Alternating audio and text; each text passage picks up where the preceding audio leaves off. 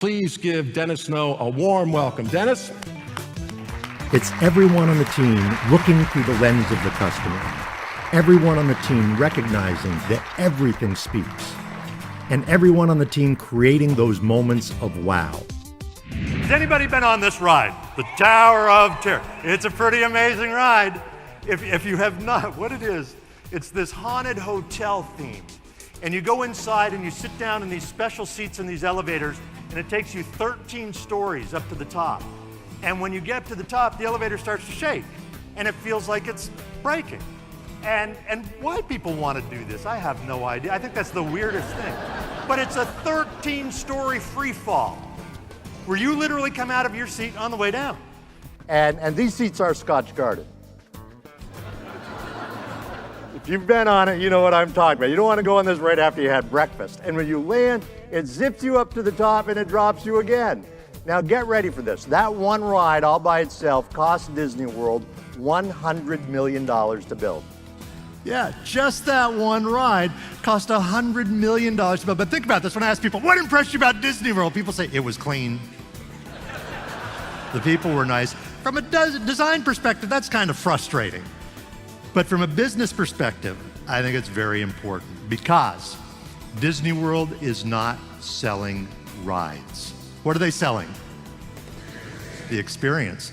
The experience, because rides are commodities. There are a lot of places that you can go to get thrill rides. Now, the rides have to be great, but they can't compete just on that because you have so many choices. So it has to be the overall experience. So with that in mind, from the moment you arrive to the moment you leave, everything in between, that's the product because that's the experience. In one of the meetings that we had, Helen, that housekeeper, was there. So when we were going around the room, so what are some things you could do? What are some ideas you have? What are some things you've heard about? And it came to Helen and she said, well, I don't know if it means anything to anybody, but what I do is I tuck in the Disney characters. You know, imagine saying that in front of all your coworkers. Everybody thought this was the greatest idea and it took off. Housekeepers were talking about it. Managers were talking about it. It's become kind of legendary there now. It's even become something of a competition for the housekeepers on different things they can do. Like some of them, they'll line the characters up in front of the television set in your room and turn it on. So you walk in.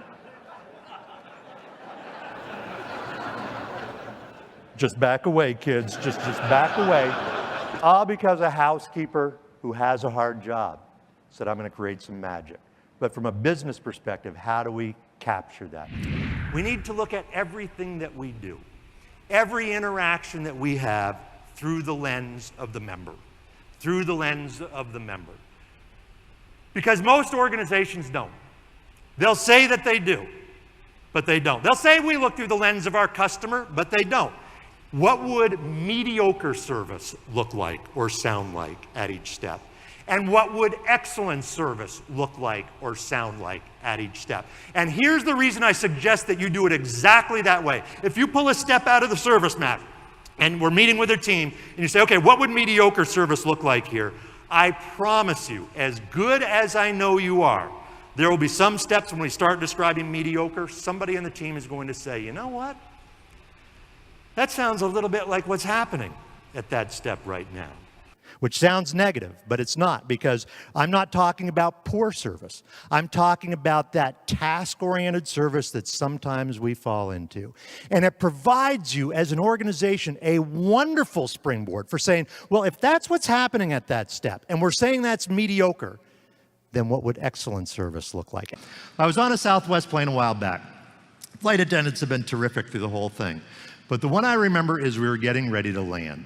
And anytime a plane is landing, you can guarantee the flight attendant will get on the microphone and say, when we pull up to the gate, be careful as you open the overhead bins. Items have a tendency to shift during flight, right? They all say it.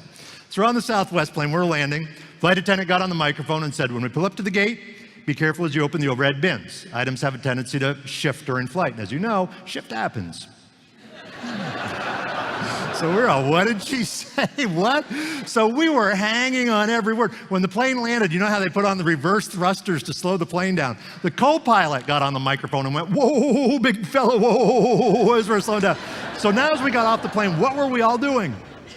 We were laughing, and that's not usually what you're doing. It's usually, get out of my way. Now, here's my business question for you. How much did that cost Southwest Airlines to do that?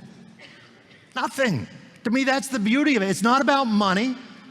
It's not about time, because remember, the flight attendants have to give the spiel. It's the law. They have to give the spiel. So it's not about time. It's not about money. It's about looking at what we put our customers through. And I will tell you, it all comes down to what we put our customers through, the processes that we put them through. And we need to see these moments through the lens of the customer. Everything speaks. Everything speaks. Every detail, from the appearance of the studio to the tone of voice of somebody that I'm talking to on the telephone, every detail is either enhancing your brand or it's detracting from the brand. And a brand is a very fragile thing. People talk. People talk. Good and bad, people talk. Imagine you bring your family down to Disney World and everybody's excited, and you're out front and you're paying your money to get in.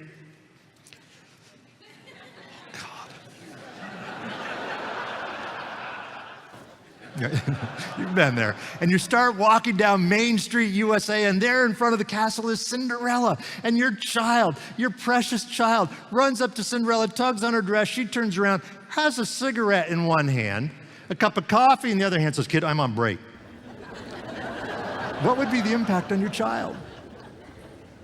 Yeah, probably need therapy. Right? Might be a lawsuit involved. But here's the business question now. Here's the business question.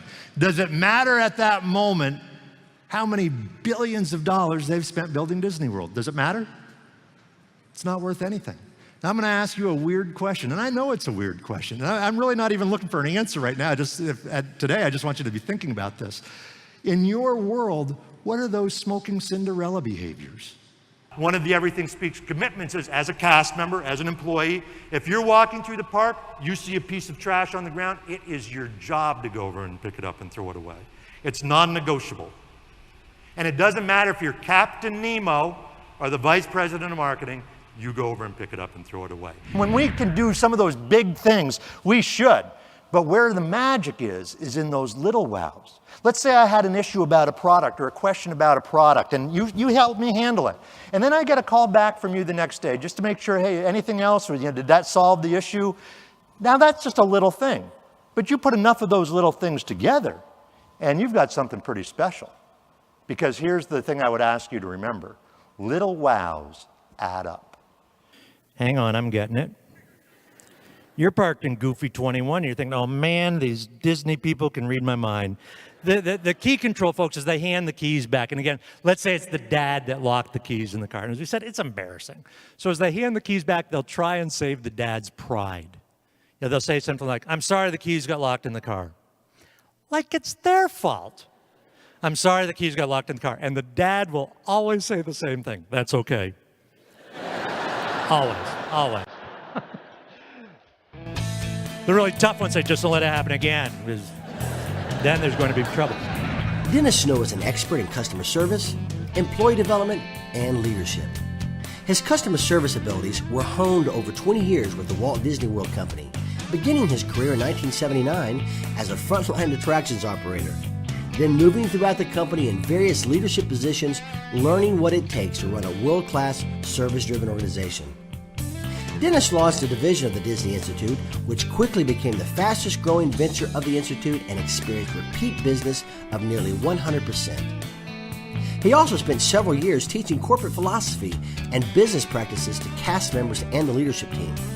In his last year with Walt Disney World, Dennis's leadership performance was ranked in the top 3% of the company's leadership team. Dennis is the author of 2 books, Unleashing Excellence, The Complete Guide to Ultimate Customer Service, and his newest, Lessons from the Mouse, a guide for applying Disney World's secrets of success to your organization, your career, and your life. I do promise you this. If you're seeing through the lens of the customer, if you're paying attention to the details, if you're creating those moments of wow, while we're probably not going to get to the tattoo, we get to the loyalty. And I think that's worth every moment of effort that we put into it. I hope that these ideas have been helpful for you today. Thank you all very, very much for your attention. Enjoy the rest of the conference. Thank you all very much. Thank you.